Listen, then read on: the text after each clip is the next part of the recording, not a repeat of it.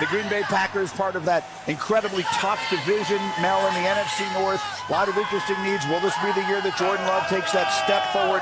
What do the Packers need to do to make that happen? Quarterback's a positional need area. They're always looking for edge rushers. Obviously, adding another wide receiver. They've had great luck in the second round, taking wide receivers, booking loose. So I look at that quarterback spot. Will Johnson's a guy. You talk about getting a value for a heck of a player. Had he been healthy through the process and not banged up, Will Johnson's a top 10 pick. So when is Will Johnson going to come off the board? We talk about Shador. Will Johnson's another guy who's projected way up there. We don't know what his 40 speed is. Those questions about his recovery ability, Lou. But as a corner who can anticipate and break on the ball, 9 career interceptions, 3 career pick sixes. I don't know, I'll be interested to see how far Will Johnson drops. Yeah, it's all about how comfortable teams are with the medical of Will Johnson. That's what it's going to be.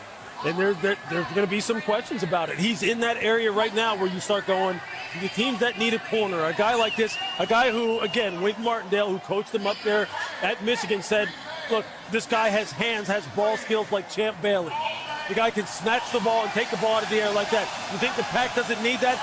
This comes down to the medical. Simple as that. Are they comfortable? When they project forward how long he's going to wind up, playing in the NFL, what's going to be the risk, all of that, that's what's going to come down to Will Johnson, because it has nothing to do with how this young man plays. He's fantastic. Especially with what they have going on with Jair Alexander. To me, this has got to be edge or cornerback. You got Mike Green on the table, who led the nation in sacks last year. So edge or corner are at play for Green Bay, I think. Yeah, an underrated guy we haven't even discussed yet. It's going to go in the late first, early second. It's Donovan Ezra-Rocky from Boston College. Yeah. All this kid does is get after the quarterback. He was a sack machine, and he plays hard. Now, he's 247 pounds, so playing the run is going to be a little bit of an issue. But as a pass rusher, pure edge rusher, Donovan Ezra-Rocky was right there with the top guys. Speaking of edge guys, how about James Pierce? Yes. James Pierce is sliding down. James Pierce is a freak now. Like he is. He ran 4.4 to 50+ pounds. The dude can flat out rush. But again, it's about trust. It's about how comfortable are you. But there's no reason James Pierce should be on the board right now. When you watch his tape, there's no reason he should be on the board. But you're getting into that area of the draft, Randy, where teams have some questions, right? And so now you're sitting there going, hey, is the value too good to pass up? Because there are some darn good football players still on the board right now. They're going to play real good football this fall. As you told me, it's about mitigating risk. That's right.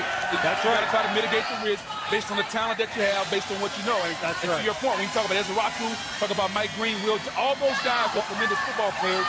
Which one do you think you can mitigate the risk? Well, I'll tell you what, with Ezra-Rocky, there's no risk as far as the person. Understood. Right? I mean, there it's just does he have ideal measurables? But as far as the teammate is concerned, we were fortunate enough to cover Boston College a couple of times this year in college football. Ezra-Rocky is the salt of the earth now. He's a great kid, a great person. And I'll tell you, 2 other kids as UCLA Bruins. I call them having an entry with the Kentucky Derby coming up for Saturday in May, right? Yeah. How about Olufemi Oladejo and Carson Schlesinger? Schlesinger off ball was everywhere making best tackles. Instincts in the draft. And Oladejo, when they moved them off ball to outside, was hitting the quarterback. Yeah. So those are 2 UCLA Bruins going to be really good. Late 1, early 2. No question. So all the speculation here at this desk has been about defense. I've had a lot of Packer fans come up to me this week and say, Greeny, we never take a wide receiver in the first round. It's funny you say that. Matthew Golden is still on the board, Mel. I've said his name about 5 times already with picks. Matthew Golden to me, people say, well, you have 1 year of production. I thought at Houston, for what they were asking him to do for 2 years, he did a solid job. And then this year was supposed to be Isaiah Bond. It was Matthew Golden. Then Matthew Golden ran a 4.29. I don't know what else the kid needed to do. Yeah, you'd like to see 2 years at Texas, but he only had 1 season, and he did it all, and then he ran great. Matthew Golden here, are you kidding me, in the late first round? When McMillan already went, and Abuka already went?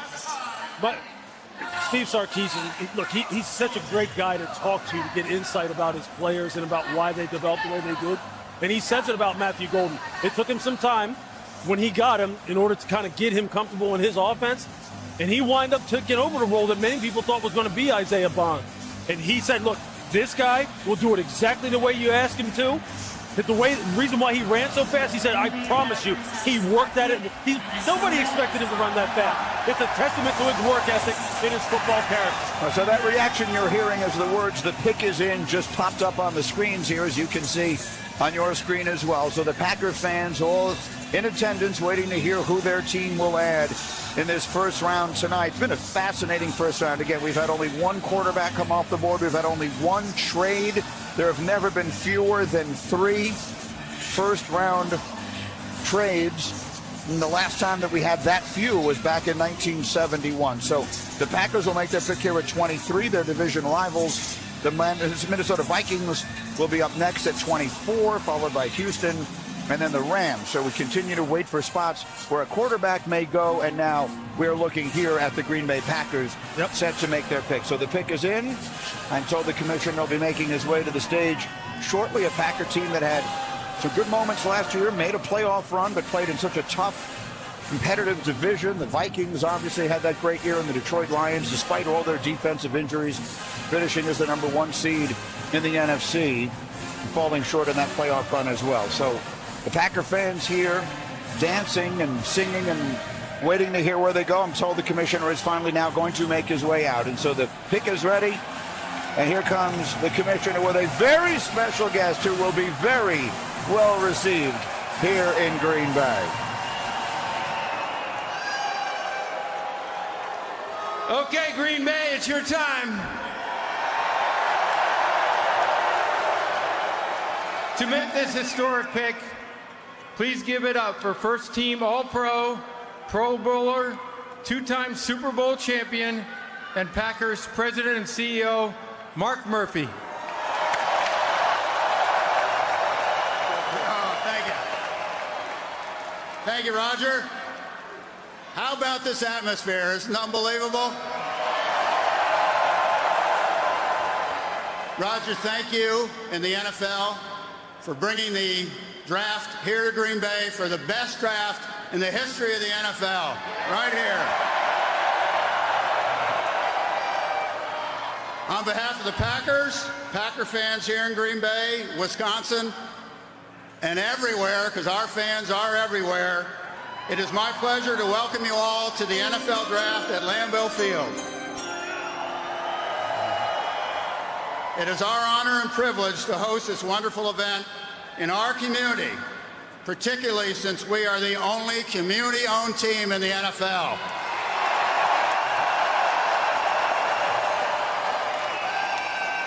Just out of curiosity, how many of you are owners? Yes. We also have the best owners in the NFL. And we also want to celebrate the special connection we have with our fans that dates back to the early days of professional football. With the 23rd pick in the 2025 NFL Draft, the 13-time world champion Green Bay Packers, for the first time since 2002, draft a wide receiver, Matthew Golden, wide receiver, Texas.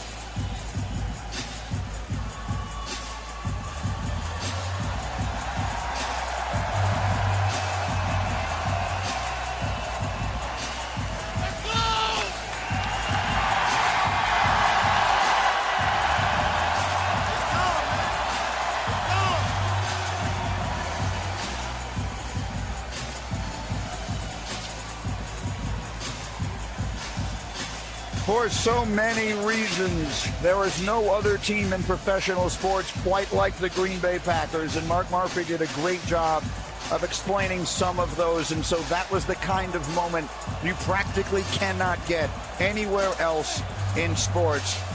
Matthew Golden is going to address the crowd. Let's hear what he says.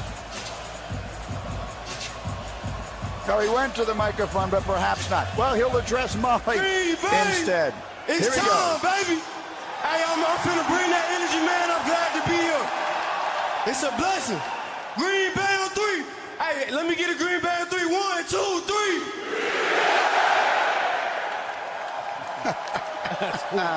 How good is that? All right, Verizon Business to Molly, who is with the man of the moment. Molly.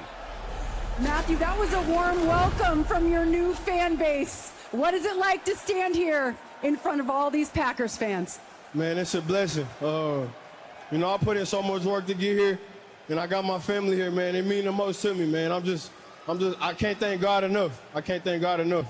At Texas, you stepped up big when the lights were brightest. How will you do that here in Green Bay? That's what you should expect from me, man. You know, I'm a reliable target, and, you know, I get open anywhere on the field, man. Whatever the team need me to do, that's what I'm willing to do. But I'm bringing that dog mentality, know that. All right, welcome home. Thank you. Thank you. Guys. Mel, you mentioned the Combine 4.29. That opened a lot of eyes.